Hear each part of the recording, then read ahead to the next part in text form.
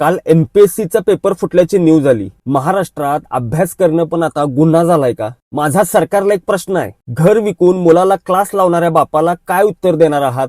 सोनं गहाण ठेवून मुलीला एमपीएससीची तयारी करू देणाऱ्या आईला काय सांगणार आहात? रात्रभर जागून अभ्यास करणाऱ्या लाखो विद्यार्थ्यांना काय सांगणार आहात?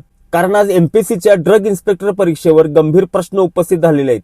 पेपर फुटीचे आरोप होत आहेत, व्हॉट्सअपवर प्रश्नपत्रिका फिरल्याचे दावे होत आहेत आणि ह्या सगळ्यात सरकार कुठं आहे? सरकार आमदारा खासदारापासून सगळं फोडण्यातच व्यस्त आहे असे आरोप होत आहेत. एका मागोमाग एक भरती प्रक्रिया वादात येते. कधी पेपर फुटीचे आरोप, कधी गैरव्यवहाराचे आरोप, कधी निकालावर प्रश्न. आज मी सरकारला इशारा देतो, ही फक्त एका परीक्षेची गोष्ट नाही आहे. हा महाराष्ट्राच्या तरुणांच्या विश्वासाचा प्रश्न आहे. पहिल्यांदा इमिजिएटली आम्हाला संबंधित मंत्र्याचा राजीनामा आणि पारदर्शक चौकशी दोन्ही पाहिजे. लक्षात ठेवा, तरुणांच्या संयमाची परीक्षा जास्त दिवस घेऊ नका. कारण जेव्हा विद्यार्थी रस्त्यावर उतरतो तेव्हा सरकार बदलतात, फक्त निकाल नाही.